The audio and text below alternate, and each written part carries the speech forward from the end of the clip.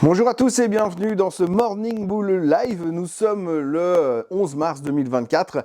Nouvelle semaine chargée. Après la semaine qu'on vient de vivre qui a été assez hectique, on en a parlé dans le Swiss Bliss de ce week-end. Grosso modo, on va avoir une semaine qui va être axée sur le CPI. On va bien sûr reparler de Nvidia parce qu'elle a quand même pas mal bougé, y compris pendant le week-end.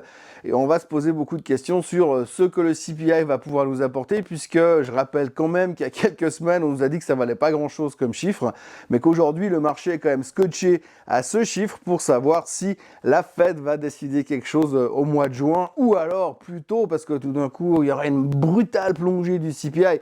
Non, je déconne, mais je veux dire, on peut toujours rêver.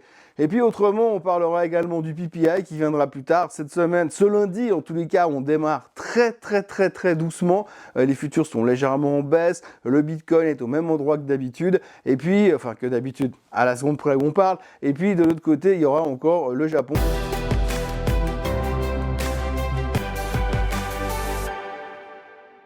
Donc je pense fondamentalement que ce matin, ça risque d'être très court parce que finalement, il n'y a pas des montagnes de choses à dire. On peut revenir sur les chiffres de l'emploi. Il faut quand même revenir brièvement, j'en ai déjà parlé hier dans le Swiss Bliss, je me suis déjà un peu lâché.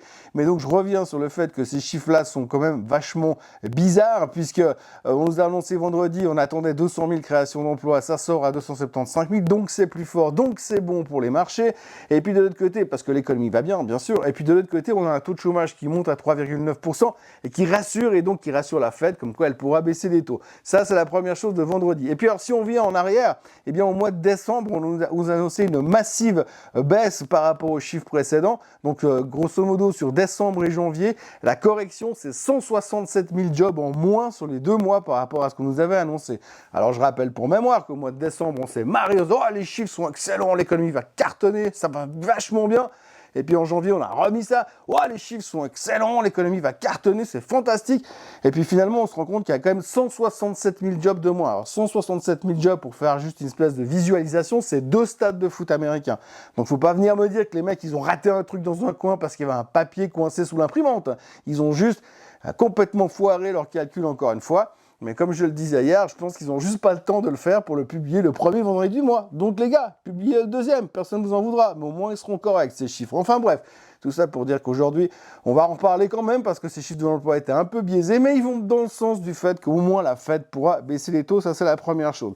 L'autre chose dont on va parler, c'est le looping et les acrobaties aériennes de Nvidia depuis vendredi soir. Donc on a vu le retournement de situation de Nvidia entre les plus hauts à 974 $ et les plus bas à 875 $.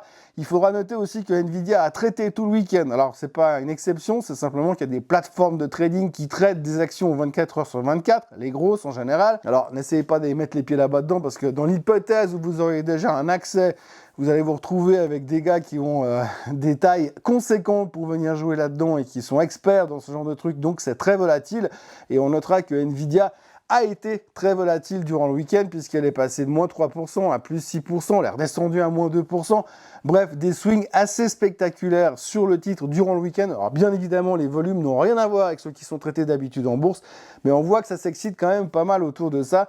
Ça crée aussi une augmentation de la volatilité, ça crée aussi une augmentation du stress. On ne sait pas trop pourquoi tout d'un coup il y a eu ce sell-off massif sur Nvidia. Donc certains se disent et s'il y en a qui étaient plus au courant que les autres, si peut-être que finalement c'était un petit peu trop cher, ou alors allez savoir peut-être que Mme Pelosi a vendu ses calls et a acheté des poutres, on n'en sait rien.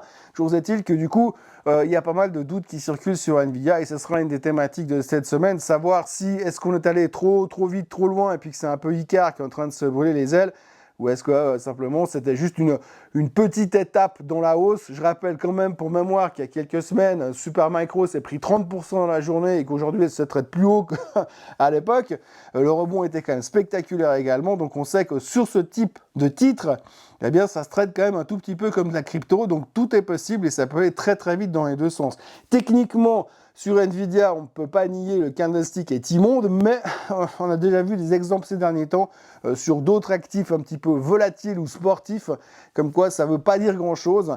Donc méfiance quand même sur cette thématique, on va beaucoup en reparler ces prochains jours. Et puis donc le CPI, alors ça c'est la grosse nouvelle de la journée, enfin pas de la journée parce que ça sera publié demain aux États-Unis.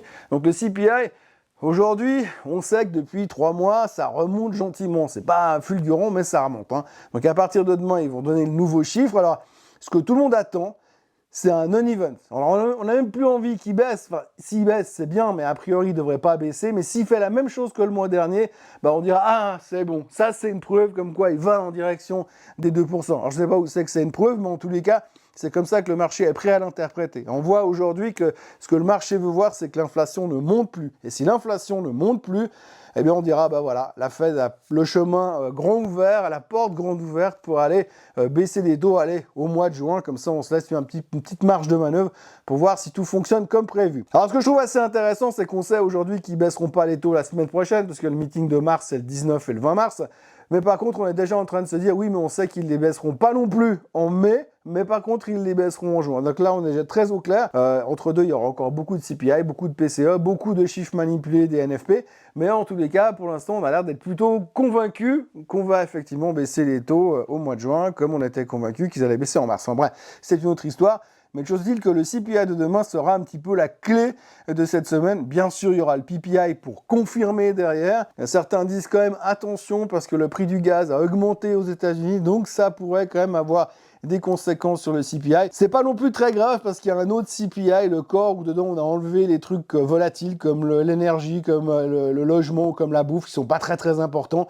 Donc on pourra se baser sur celui-ci pour dire ah bah tu sais il est pas monté, tout va bien. Donc la Fed pourra baisser les taux. Donc c'est un peu le challenge du moment, c'est on cherche des arguments pour confirmer le fait que la Fed va baisser les taux. Et la seule chose que j'ai envie de dire, c'est que va-t-il se passer les jours où vraiment ce cycle de baisse de taux va commencer pour de vrai? Parce que là encore, on se souvient dans l'histoire que chaque fois qu'il y a un début de cycle qui commence, le marché il dit « Ah, c'est bon, on avait anticipé, donc on prend les profits. » Et en généralement, cette prise de profit, par rapport au mouvement qu'on a fait, pourrait être quand même assez impressionnante. Même si aujourd'hui, la logique veut dire baisse des taux égale hausse des marchés, dans l'immédiateté, c'est pas forcément comme ça que ça se produit. Mais ça, on en reparlera, bien sûr, au mois de juin, le jour où ça se produira, si ça se produit. Toujours dans la thématique des taux, ce matin au Japon, le PIB est sorti en dessus des attentes, l'économie est forte, bien au-dessus de ce qu'attendaient les experts. Donc du coup, eh bien, tout le monde a fait le switch immédiat en se disant « Ah, alors là, c'est clair que la BOJ,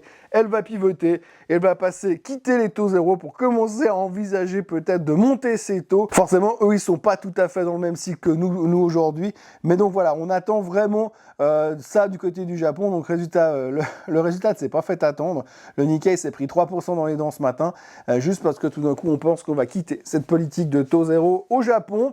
Et donc, il y a la pression sur le marché japonais. Les futurs aux États-Unis sont en baisse de 0,16%. Donc, pour l'instant, tout va bien jusque-là. On va avoir probablement une petite journée. La confiance reste quand même extrêmement présente. Mais il faudra surveiller très attentivement ces chiffres demain. Mais d'ici là, on aura temps d'en reparler. Voilà ce que l'on pouvait dire aujourd'hui. C'est relativement calme. Le pétrole est à 77,50. Le Bitcoin est à 68 500. L'or est quelque part à 2180. Donc, jusque-là, c'est tranquille, c'est calme et tout va bien. Et on est dans un monde merveilleux. Voilà, je vous encourage à vous abonner à la chaîne Suisse Côté en français, à liker cette vidéo et à revenir me voir demain matin pour parler encore un petit peu du CPI, mais dans le même thème, mais avec d'autres mots. Passez une très bonne journée et à demain. Bye bye.